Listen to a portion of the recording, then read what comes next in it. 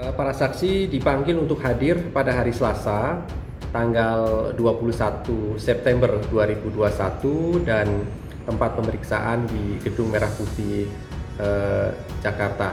Jadi tadi kami diminta untuk memberikan bantuan keterangan dan sudah disampaikan.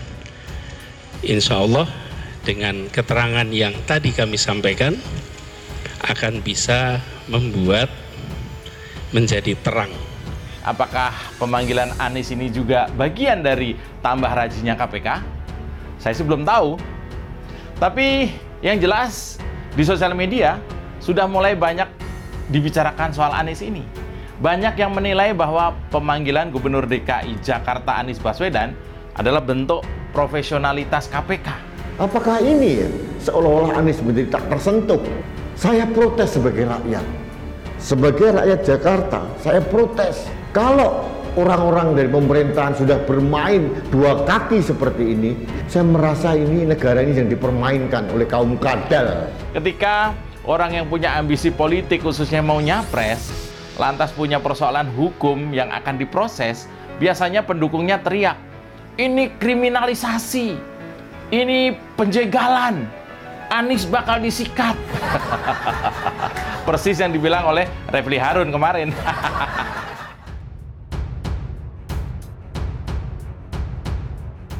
Analis politik Anies Baswedan dipanggil KPK, tapi SBY yang risau ada apa? Pemanggilan Anies Baswedan oleh Komisi Pemberantasan Korupsi terkait dengan kasus Formula E awal September diduga membuat Ketua Dewan Penasehat Partai Demokrat Susilo Bambang Yudhoyono risau. Hal ini dinyatakan oleh analis politik Adi Praitno saat berbicara di Apa Kabar Indonesia Pagi TV One, Jumat 23 September 2022. Kerisauan SBY menurut Adi terlihat melalui pernyataan dugaan pengaturan pemilihan presiden 2024 yang bakal tak jujur dan adil. Menurut Adi, jika dilihat sebagai pasangan baik Anies maupun AHY adalah dua figur di luar permintaan yang punya potensi maju dua di Pilpres 2024 mendatang.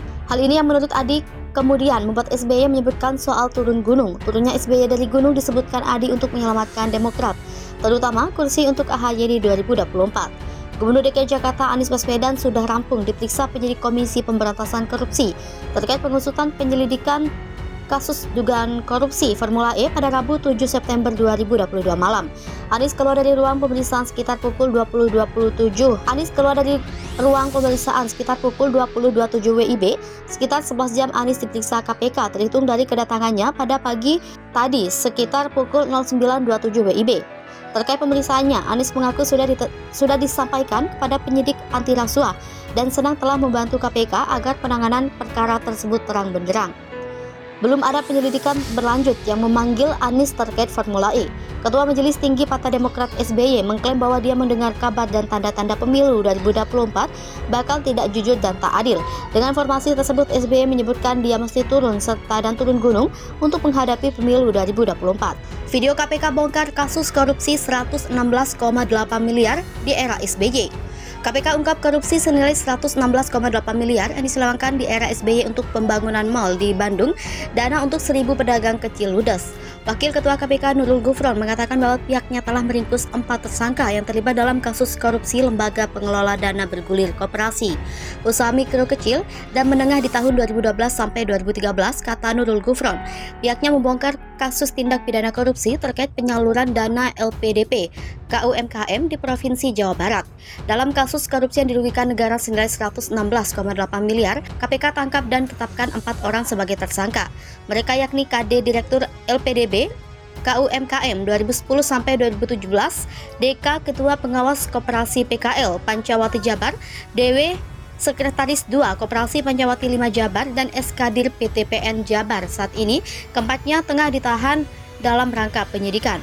Modus dari korupsi tersebut ialah menyelewengkan dana untuk pedagang kecil dalam rangka pembangunan mal, di mana di tahun 2012 Direktur PTPN Jabar inisial SK menemui Direktur LPDP KUMKM inisial KD untuk menawarkan pembangunan mal Bandung Timur Plaza yang belum selesai 100%. SK meminta KD membantu pembangunan mal tersebut dengan memfasilitasi menggunakan dana LPDB KUMKM.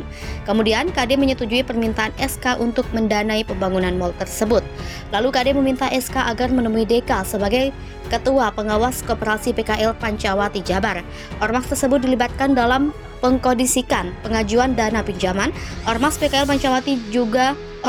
Pancawati Jabar diminta untuk mengajukan pendanaan memakai program yang dimiliki LPDB KUMKM. Mereka meminta mengajukan peminjaman dana senilai 90 miliar rupiah ke LPDB untuk membeli kios Mall Bandung Plaza atas anam 1.000 pelaku UMKM.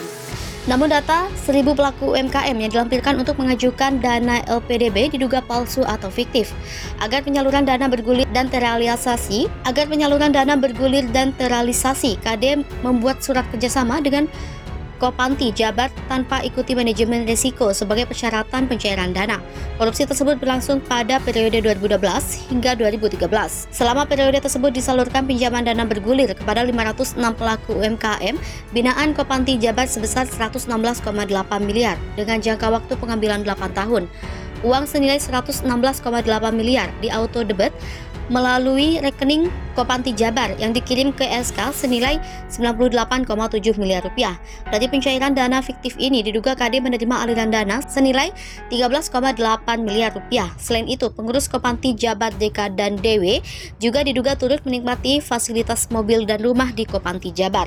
Poros Demokrat, Nasdem, PKS, Golkar, duet Anies AHY, kata lain hati-hati. Ini kelebihannya menurut pengamat. Ketua Umum Indonesia Millennial for Anies Baswedan, Umar Hegaro, mendukung penuh duet Anies Baswedan dengan Agus Harimurti Yudhoyono. Pasalnya, pertemuan Gubernur DKI Jakarta dan Ketua Umum Partai Demokrat itu memperkuat prediksi kabar duet keduanya. Apalagi Anies dan AHY juga bertemu politisi senior Yusuf Kala, Ketua Umum Partai Nasdem Surya Paloh, dan Presiden PKS Ahmad Syahiku. Umar Hegaro pun menyebut bahwa duet Anies AHY merupakan duet maut. Poin utama jualan duet Anies AHY, kata Umar, adalah keduanya berasal dari kalangan muda. Dikatakan lebih dari 60% memiliki generasi milenial yang akan menggunakan hak pilihnya pada pemilu 2024. Umar mengklaim Anies AHY merupakan satu-satunya pasangan yang menawarkan kebaruan, namun duet ini bakal terwujud jika 3 partai pengusung mendukungnya. Kader Demokrat daerah juga mengaku sedang dengan duet ini. Salah satunya adalah Ketua Dewan Pimpinan Daerah Partai Demokrat DKI Jakarta, Mujiono. Dia mengakui bahwa kadernya di ibu kota ingin duet ini terwujud di Pilpres 2024. Akan tetapi, duet Anies AHY jelas wewenang DPP dan koalisi, makanya DPD Demokrat masih menunggu kepastian Ketum AHY memfinalkan poros Nasdem. Seperti diketahui, Anies dan AHY ketemu di sebuah kawinan seorang politisi di Jakarta akhir pekan lalu. Tak hanya berdua, mereka juga makan bareng Yusuf Kala, Surya Paloh, dan Syahiku. Anies mengaku dalam pertemuan yang monumental ini membahas banyak hal. Sementara itu, menurut Direktur Eksekutif Indonesia Political Opinion, Deddy Kurniasyah, putra duet Anies AHY bisa saja terwujud. Kata Deddy, 3 partai poros gondang dia sudah cukup memenuhi syarat parliamentary threshold 20%. Ketiganya juga tampak solid, tergambar dalam pertemuan elit di berbagai kesempatan, termasuk saat kondangan kemarin, apalagi ada simbol JK dalam pertemuan itu.